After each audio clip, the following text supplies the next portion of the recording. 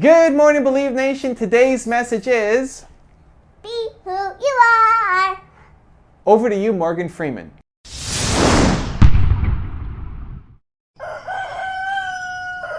I wake up every morning. Espresso, keep me going. The harder part, though, is understanding that you don't need their approval, that you don't need to convince them, that all you need to do is accept yourself. Imagine what would have happened to Morgan Freeman if he went into that office and Mrs. Lipton said no, right? He was fortunate that she said yes, that he got the 6 months and became an actor. But imagine if she said no, what would he have done? Imagine if he then felt defeated and agreed with her assessment and then continued on his hunt to be a typist. A career that he hated, and that with years and years and years and years as they passed on, he would hate more and more and more. And he would wake up and drive to a job that he just couldn't stand doing. Imagine if he followed that path. How much he would have missed out, and also the world would have missed out by him being such a great actor. Where on the other hand, imagine if she said no, and he said, I don't need your acceptance. And he took the harder road of not being able to collect his unemployment checks, but went off to pursue his passion of being an actor, and how much more satisfied and how much more fulfilled his life would be.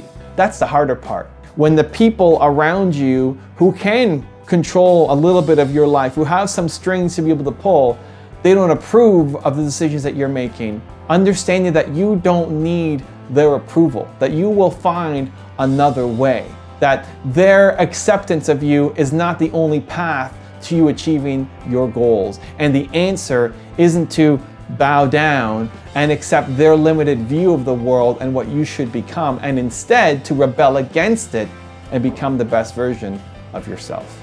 So the question today is, I'm curious what you had to overcome in your path to being an entrepreneur. Who was someone who was limiting the thoughts of you of where you could go and said that you couldn't do it? And what happened? Did you change their mind, or did you just move past it yourself and said, I'm going to achieve success without them? I think it's a deeper question, but I think by sharing the answer could really help other people who are watching this video and reading the comments. So please share your story, leave in the comments below. Finally, I want to give a quick shout out to Scott from scottbrendanhoffman.com. Scott, thank you so much for buying a copy of my book. It really means a lot to me. For those of you watching, if you want your chance at a shout out in a future video, make sure to pick up a copy of the book and then email in your receipt so we can keep track.